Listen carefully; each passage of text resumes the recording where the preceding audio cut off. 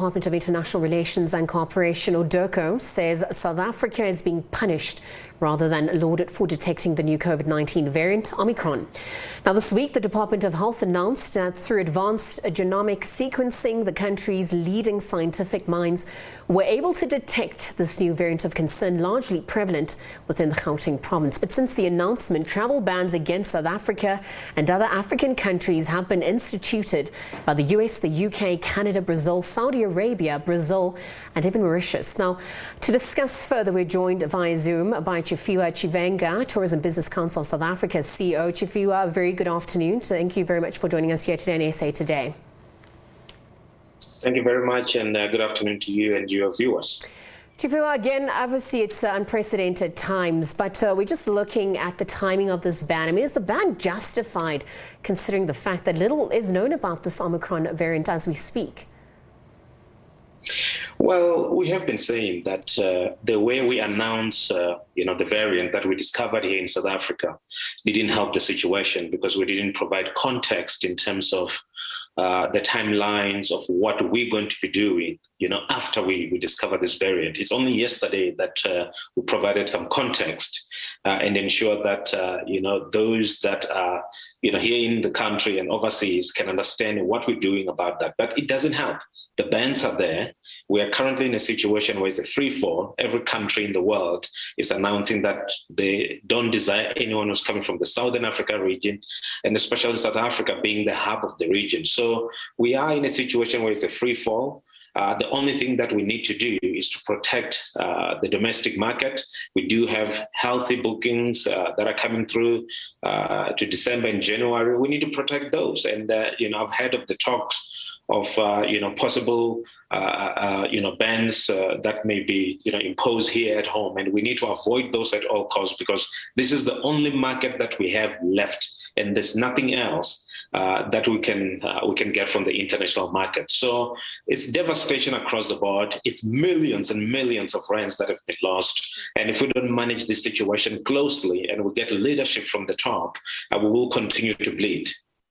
I think just before we get into the issue of domestic travel and the implications, or perhaps what we can work with, I think just quantify the real impact that such restrictions imposed by the international countries is going to have on the tourism sector. Let's even extend it to the business and trade perspectives as well. Well, look, if you look at pre-COVID, you're looking at around 273 billion rand that is spent along the value chain of tourism, of which about 44% of that comes from the international markets, which simply means that, you're losing a region of 120 billion rand when you don't have any international tourism coming into South Africa. So it's a significant amount of money. Any day that we don't have international inbound coming into South Africa is a loss of billions and billions of rands. So it's very important that, we clean that up and we make sure that, we communicate better and send better messages across the world, and we're able to instill confidence to the travelers. Now, the domestic market is very important, and it constitutes around 56% of the total travel. And it has been the pillar, now that we've been going through this pandemic for the past 20 odd months or 600 odd days. It's been the pillar, it's been the one that's sustaining the industry to a point where at least we are open and at least people are going back to work, although we're not making any profits, but it is something that we need and we need to protect that. And that is why I've been saying, and we're at pains to say, we need to be careful on what we do now. We need to be careful on what type of restrictions we come up with now. We need to protect the value chain of tourism. The value chain from the liquor point of view needs to be protected, and we need to make sure that we do whatever we can do to continue with the trading that we've been doing. Otherwise, it's going to be devastation across the board.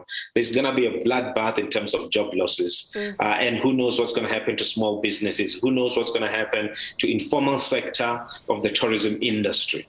It's going to be tough, but we need to make the right decisions, especially the things that we can control, which is how are we going to manage as South Africa the festive season that's coming. And we've been promoting vaccination. We've been making sure that our people are vaccinated, and we will continue to do so, and we'll continue to observe the protocols that we've put in place. But it's important that whatever decisions that are going to be made today when the NCCC sits, are progressive, they protect the economy while they're protecting the lives of our people. Tshifhiwa, what does that ultimately look like on the ground? I mean, obviously amid a sector revival and again bringing domestic travel under spotlight again, what are the different initiatives or even recommendations geared towards the recovery of this domestic market that you speak of we need to protect at this point? Well, what we've been doing as the private sector is to make sure that, we've got deals in place to attract the domestic travelers and to make sure that travel is attractive, because we still need to build the culture of travel, and we still need to build, this, cohort of people and educate people about travel and its benefits. So what we need to do now is to make sure that whatever we do in terms of the decisions that we make as a country in terms of any potential lockdowns, we have to make sure that they're progressive and they don't take us backwards. Like I've said before, if we make decisions that are not progressive, be it for movement of people, be it curfews, be it liquor, if those decisions are not proper, people are going to start to cancel. South Africans are going to start to cancel their bookings. And that's not what we want to see. We want to see the economy, benefiting from tourism.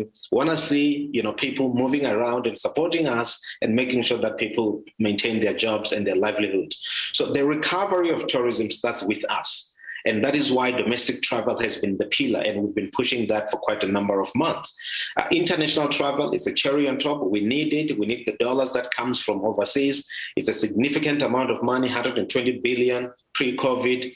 It helps us with a balance of trade because we always are on a positive. So it's important that we do that. And also another thing that's quite important, now that we've been banned, there are many South Africans that were planning to travel overseas, for their holidays. Now they're going to be looking into South Africa. So if we restrict South Africans from traveling, we're simply saying that no amount of money should be going into tourism, and therefore the devastation that I spoke about will even be more severe. Well, you mentioned the issues of leadership and communication really coming to the fore at this point. And speaking of narratives and even perceptions as well, what do you think it's going to take at large to ensure that, South Africa becomes a destination of choice, not only for foreign travelers, but we also maintain that within our own country? Well, we've got to communicate better, from government point of view, and it's something that needs to be overhauled. And our communication should be progressive. I know this communication is a health communication, but we need to be careful, because it's not only a health communication; it's also an economic communication. And we need to make sure that there's consultation widely, so that whatever we say and we put in front of the world is something that will support both health and both the economy of our country.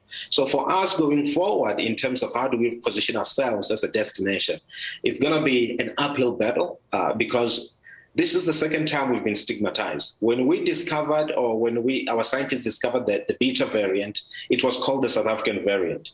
And it took us a long time to even convince the UK government to take South Africa off the red list. Now we've got the whole world putting South Africa into the red list. We're going to have to double or triple our efforts in making sure that we are removed from the red list. The information that's going to be coming from the scientists is going to be critical in terms of the tests that they're doing at the labs. And we hope that by next week we get some results, or even if they're preliminary, so that we can start to message around the world the efficacy of the vaccines and so forth and so on. I know it's something that the Department of Health and those experts are doing, but we need to be informed at all times because, like I said, it's free fall. There's a lot of anxiety around, and we need to manage that communication. And of course, the branding of South Africa in terms of how we are positioned internationally is going to be key. And we need to be running campaigns now that really talks about, our ability to sequence this virus and to come up with this genome sequencing and come up with new variants and report it to the World Health Organization. We need to be applauded for that. And I agree with DIRCO and government when it comes to that. But we need to communicate these things better. We need to do a better job in terms of putting context behind the message so that people can understand exactly what we're trying to do and how we're trying to inform the world. Tshiphiwa, I think just before we look at the possibilities and probabilities at play, I wonder if you could also speak to us about the succession plan within the tourism industry. I mean, as many youth, end their matric exams, perhaps want to enter the industry. I mean, it doesn't seem as lucrative or a viable option at this point. What's the scenario unfolding in that sense regarding the succession plan? What more does government and the private sector need to do to ensure that that succession plan prevails, just in light of recent developments exacerbated by this COVID-19 pandemic? Well, if you look at what the pandemic have done, we have lost around 470,000 jobs across the value chain of tourism. But tourism is resilient. It also is, gets hit hard by this type of information that we're talking about at the moment. However, the resilience of tourism, we've seen this in the past, through terrorism, through other diseases. Tourism will always be affected, but it always bounce back, and in a big way. So there is still future in the tourism value chain. There's still future for young people. In fact, tourism is one of those few industries that's able to create jobs both in the urban area and in the rural areas, because attractions are scattered all over the country. So we have the product. We have, the young people that are interested in tourism, and I do believe that we will be able to bounce back. We will be able to come back, and we'll create more jobs. Our target was that by 2030, we'll double the number of tourists coming into South Africa, and we'll create 2 million extra jobs. I think that's still doable. We just need to protect our own domestic tourism as a start at the moment. Then we will tackle the international markets, and I think that everyone will look at us differently. We have to be able to spin what's going on now into a positive, so that people can look at us as that country that has the excellence in science, that has good tourism and products that people should be able to come and visit. All right, Tshiphiwa Tshivhengwa, thank you very much for your time. Again, Tourism Business Council South Africa's CEO, Tshiphiwa Tshivhengwa, chatting to us about the impact of the recent lockdowns, restrictions, travel bans on tourism, trade and business in South Africa upon the announcement of the Omicron variant. Again, President Cyril Ramaphosa meeting with the National Coronavirus Command Council to assess the situation and discuss the way forward for the country.